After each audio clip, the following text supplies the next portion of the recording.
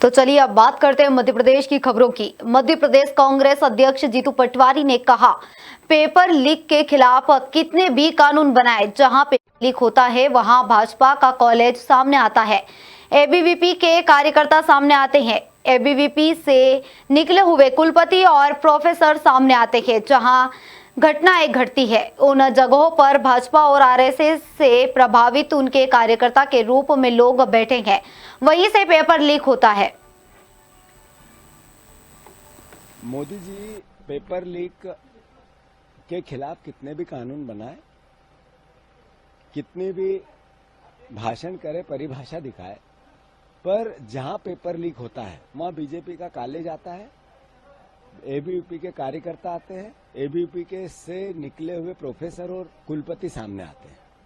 जहां घटनाएं घटती है सारी संस्थाओं में, वो चाहे यूपीएससी की बात हो, चाहे पीएससी की बात हो, चाहे अभी ये नेट और नीट की बात हो, सब जगह आरएसएस और बीजेपी से प्रभावित उनके कार्यकर्ता के रूप में लोग बैठे हैं और फिर वहीं से पेपर लीक होता है।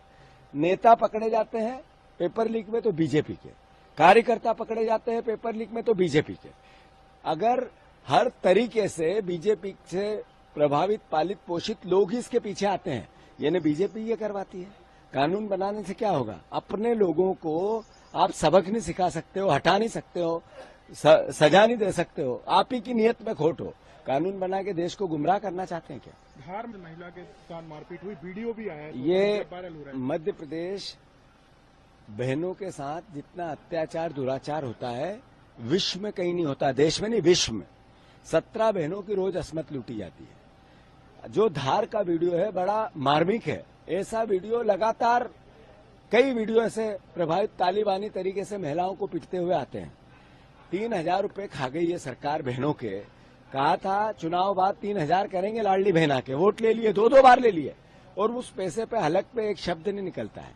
अभी आज अखबारों की सुर्खियां हैं कि करोड़ों की गाड़ियां खरीदी जा रही है। मंत्री मौसम वैज्ञानिक के अनुसार 24 जून से मानसून का दौर चालू होगा, लेकिन फिलहाल प्री मानसून ने अपना रुख दिखाना शुरू कर दिया है, जिसके कारण रुक रुक कर बारिश भी हो रही है। प्री मानसून का दौर शुरू हो गया है। मौसम विशेषज्ञों की माने तो 24 जून से मानसून का सही समय शुरू होगा। अरब सागर और बंगाल की खाड़ी में हो रही हलचल और पश्चिम हवाओं के चलते प्री मानसून का दौर शुरू हो गया है। मौसम वैज्ञानिकों और मौसम विशेषज्ञों ने इस बार अच्छी बारिश होने का अनुमान भी लगाया है।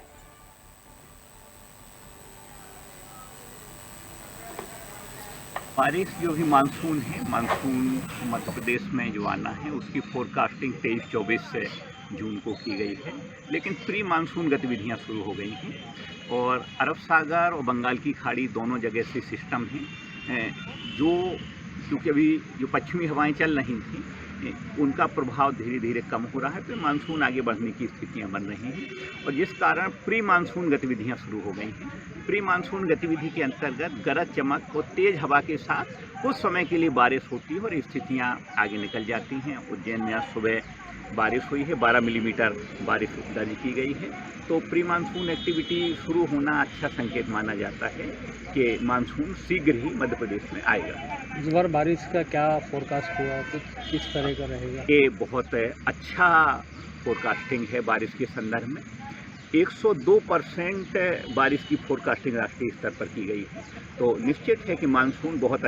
सांस्कृतिक राजधानी उज्जैन के इस्कॉन मंदिर में भगवान जगन्नाथ की यात्रा से पहले भगवान के स्नान का अनुष्ठान आयोजित किया गया, जिसमें भगवान जगन्नाथ अपने भाई बलभद्र और बहन सुभद्रा के साथ सहस्त्र धारा स्नान किया। स्नान के बाद भगवान जगन्नाथ, बलदेव और सुभद्रा महारानी बीमार हो गई और फिर 14 दिन तक उनका उपचार चलेगा, जिसके बाद 15वें दिन भक्तों को दर्शन देंगे और रथ यात्रा के रूप में शहर में निकलेंगे। ज्येष्ठ शुक्ल पक्ष पूर्णिमा को स्नान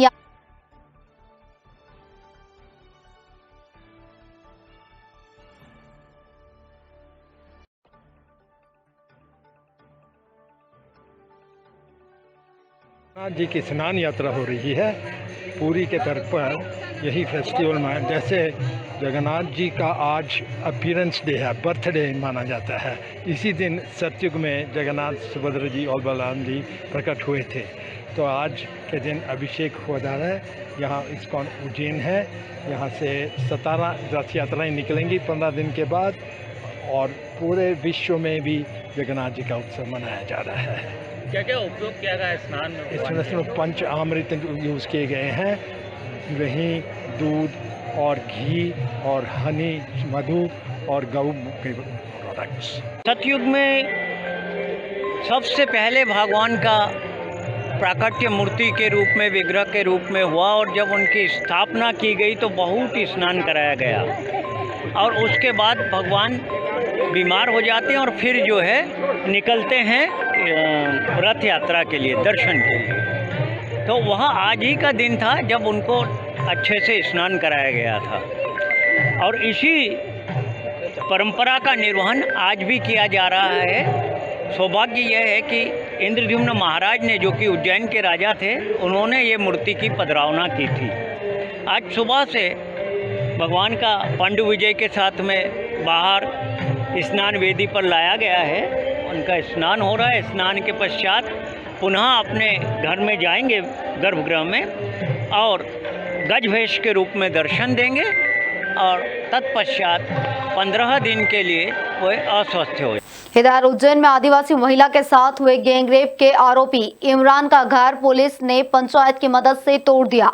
इमरान और रवि ने ताजपुर के एक खेत के पास बने झोपड़ी में दुष्कर्म की घटना को अंजाम दिया था। पुलिस ने घटनास्थल वाले शेड को भी तोड़ दिया। कार्रवाई के दौरान बड़ी संख्या में पुलिस बल तैनात किया गया था। वहीं आरोपी रवि के मकान को भी तोड़ने की कार्रवाई की जाएगी। ये 2 दिन पूर्व हमारे यहाँ हमारी एक आदिवासी अंचल की जो बहन है, उनके साथ यहाँ पर जब वो नौकरी की तलाश में आई थी, तो यहाँ के 2 युवकों ने बलात्कार की घटना की थी। घटना बहुत संवेदनशील थी, इसलिए तत्काल रात में टीम बना के दोनों आरोपियों को गिरफ्तार किया गया। उसमें 2 अन्य आरोपी जिन्होंने इनकी भागने में सहायता की थी, उनको गिरफ्तार किया गया। पकड़ने के दौरान जो दोनों आरोपी मुख्य थे वो भाग रहे थे, तो उनको जंगल में चोटें भी आई हैं, जिनको अस्पताल में भर्ती कराया है।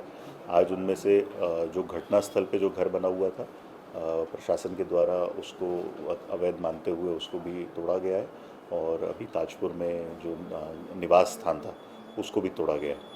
अन्य आरोपी भी हैं, उनके खिलाफ भी इस तरह की सख्त कार्रवाई अभी माननीय मुख्यमंत्री जी के जैसे निर्देश हैं वो जारी रहेगी।